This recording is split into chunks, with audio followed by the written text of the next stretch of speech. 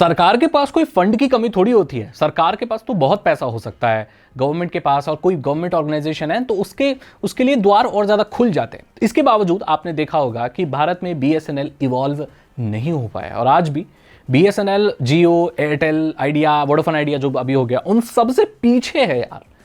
आखिरकार ऐसा क्यों है? आइए इस चीज़ के बारे में बात करते हैं। सबसे पहली वजह है एम्प्लॉयज़ बर्डन।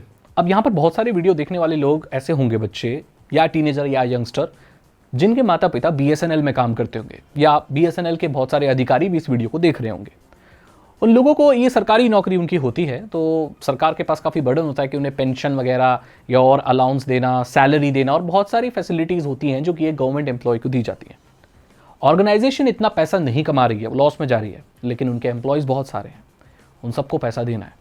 आपने देखा होगा बीएसएनएल अभी सर्विस प्रोवाइड करता है, लेकिन जो लाइनमैन होते हैं या बहुत सारे जो उनके काम करने वाले लोग होते हैं वो संविदा पर होते हैं, यानी कि कॉन्ट्रैक्ट पर होते हैं।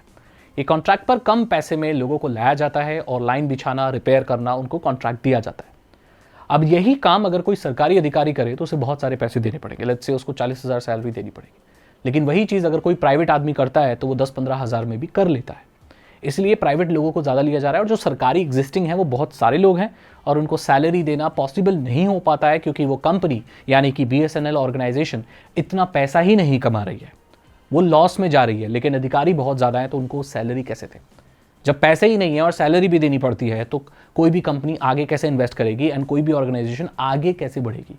ये पहली वजह है कि बीएसएनएल इवॉल्व नहीं हो। बहुत सारे बीएसएनएल के जो लोग हैं उनको तो सैलरी भी टाइम पर नहीं मिलती। आपने देखा होगा, अभी पास्ट में भी मैं काफ़ी बात कर रहा था इस चीज़ के बारे में कि भाई सैलरी मिलती। मैं बहुत सारे बीएसएनएल के लोगों से भी मिला तो उनका ये कहना है कि हमारी तो सैलरी अटकी हुई है, सैलरी टाइम पर आ नहीं रही है, फिर भी हम लोग तो देखो काम कर रहे हैं। तो इस तरह की चीज़ें सुनने को मिलती है। देखो, बीएसएनएल एक सरकारी ऑर्गेनाइजेशन है, तो इसमें क्या है कि सरकार का काफ़ी इंटरफेरेंस है, और सरकार जो पॉलिसीज़ बनाती है वो भी काफ़ी इंटरफेरेंस करती है। इसके चलते ये प्रोएक्टिवली काम नहीं कर पाई, और जो मॉडर्न टेक्नोलॉजी है उसको जल्दी अडैप्ट नहीं कर पाई। अभी आपने देखा होगा बीएसएनएल ठीक से 4G भी अडैप्ट नहीं कर पाया है, और बहुत सारी जगहों पे तो इवन 3G के सिग्नल भी नहीं आते। मैं जहाँ पर रहता हूँ यहाँ पर 3G भी ठीक से नहीं आता, सिर्फ 2G आता है। क्या आपको लगता है 2024 में बीएसएनएल 2G लोगों की डिमांड को पूरा कर सकता है? मुझे नहीं लगता, और इस वीडियो को देखने वाले किसी भी इंसान को ये नहीं लगता होगा। मैं गारंटी से कहता हूँ कि 2024 में 2G आपकी डिमांड पूरी कर सकता है? नहीं कर सकता। एटलीस्ट 3G लोगों को चाहिए जो सर्फिंग कर सके। 5G के ज़माने में सरकारी संस्थान को कम से कम तो 3G देना चाहिए, वो भी सब जगह अवेलेबल नहीं है। मैं तो कहता हूं अगर बीएसएनएल 4G पर काम करना ही छोड़ दे और 3G ही प्रॉपरली सब जगह दे दे तो ये बहुत बड़ी बात होगी, क्योंकि इनके 3G के जो प्लान है आप सुनोगे तो आपको भी अच्छा लगेगा। प्लान के रेट्स काफ़ी कम है बीएसएनएल के। 1199 रुपये में 80 दिनों के लिए अनलिमिटेड 3G मिलता है, जो कि बहुत अच्छी चीज़ है। डेटा की कोई रेस्ट्रिक्शन नहीं है। 3G भी काफ़ी फास्ट हो सकता है जब आपका कवरेज अच्छा हो, लेकिन कुछ हो नहीं रहा है अभी भी यार। 4G पे काम चल रहा है, 5G तो भूल ही जाओ। हालांकि सरकार ने काफ़ी प्लान बनाए हैं कि बीएसएनएल को रिवाइव किया जाए, लेकिन यार जियो इतना ज़्यादा और ये सब एयरटेल वगैरह इतना अपनी पकड़ बना चुके हैं कि बीएसएनएल का थोड़ा सा मुश्किल ही लग रहा है मुझे। बाकी देखते हैं वक्त के साथ क्या होता है। अब बीएसएनएल में इनोवेशन की बहुत ज़्यादा कमी है। देखो, इनका एडवर्टीजमेंट भी ज़्यादा आप देखते नहीं होगे, है ना। ये लोग कोई ऐसा प्रचार नहीं कर रहे हैं, कुछ ऐसा। प्राइवेट जो सिम बेचने वाले होते हैं आपने देखा होगा मार्केट में वो छाता लेके बैठे रहते, बेच रहे होते हैं। बीएसएनएल का आप ऐसा कोई नहीं देखोगे, बहुत मुश्किल से ही होता है ना। ये लोग कोई एडवर्टीजमेंट नहीं ध्यान देते। इनकी ऑफिस में भी जाओ आप सर्विस लेने, दौड़ाते हैं फालतू में आपको। अभी क्या है कि जैसे मैं अगर जियो का कनेक्शन लेता हूँ तो मैं ऑनलाइन ले सकता हूँ। बीएसएनएल में आप अप्लाई कर दो, ना अधिकारी सुनता है, ना कोई लगाने आता है, आपकी एप्लीकेशन ऐसी पड़ी रहती है, कोई नहीं सुनता। अभी भी बहुत सारी जगह, मैं इनफैक्ट मथुरा में भी रहता था तो वहाँ पर मैं ऑनलाइन अप्लाई कर देता। यहाँ भी मैं रहता हूँ, बहुत सारी जगह पर हूँ। अब मैं ये चीज़ बोल सकता हूँ क्योंकि मैं एक स्टेट में रहने वाला इंसान नहीं हूँ। मैंने अपने जीवन काल में कितने स्टेट बदल दी, 9, 10 या 11 स्टेट बदल दिए होंगे, क्योंकि ट्रांसफरेबल जॉब थी मेरे पापा की, वो डिफेंस में काम करते। तो हर 3 साल में हम लोग नए स्टेट में जाते थे, नई सिटी में भी नहीं, नए स्टेट में जाते थे। तो मुझे काफ़ी एक्सपीरियंस है। हम जिस भी स्टेट में जाते थे वहाँ बीएसएनएल के लिए अप्लाई करते थे, क्योंकि नॉर्मली हमारे घर डिफेंस कॉलोनीज में होते थे, वहाँ पर बीएसएनएल होता था। तो वहाँ पर हम क्या, और मैं पापा को, मेरे को वक्त नहीं है, उनको तो भाई उनकी ड्यूटी आप जानते हो डिफेंस की ड्यूटी कैसे होती है, तो ब्रॉडबैंड लगवाना सब मेरा ही काम था। अब मैं ज़्यादा ऐसे ऑफिस ज़्यादा वाला तो हूँ नहीं, मुझे ज़्यादा पसंद नहीं है ऐसे। ऑनलाइन अप्लाई करते थे तो कोई नहीं सुनता यार, कोई नहीं आता। आप बीएसएनएल में अप्लाई कर दो ऑनलाइन, उनके तो पोर्टल काम नहीं करते। वेबसाइट आज भी बीएसएनएल की ऐसी है कि 20 साल पुरानी वेबसाइट भी ऐसी नहीं होती, आधे से ज़्यादा पेज काम नहीं करते उनके। उनकी ऐप कंफ्यूजिंग है, सेल्फ केयर वाली ऐप डालो तो एक लॉगिन करना सोच रहे हो।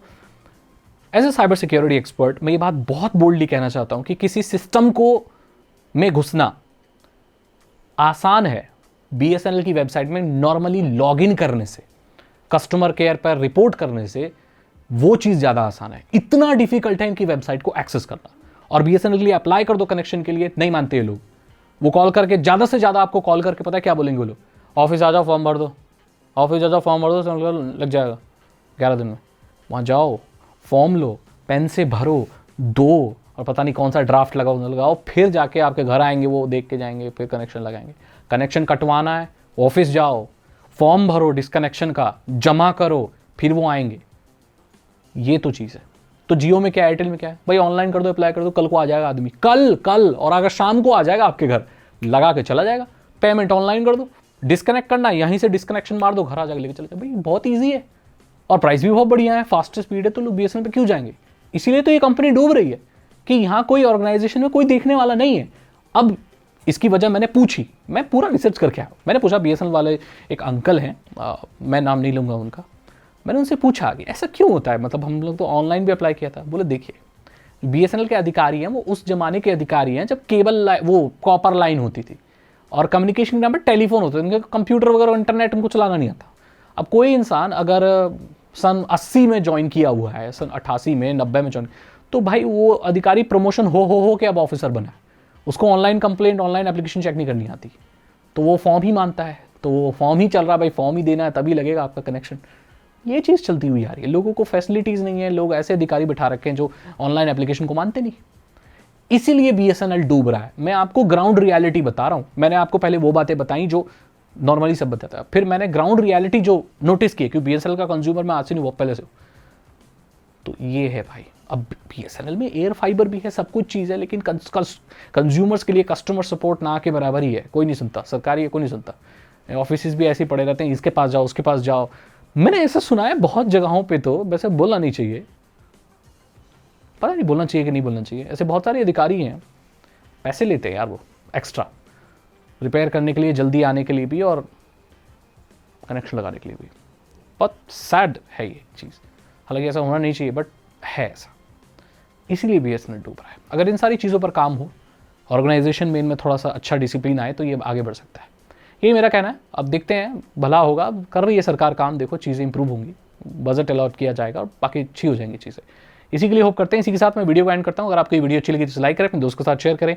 साइबर सिक्योरिटी और इथिकल हैकिंग में इंटरेस्ट तो डिस्क्रिप्शन चेक करें। 299 रुपीज़ के 3 इथिकल हैकिंग कोर्सेज हैं, आसान भाषा में आपको इथिकल हैकिंग सिखा देंगे।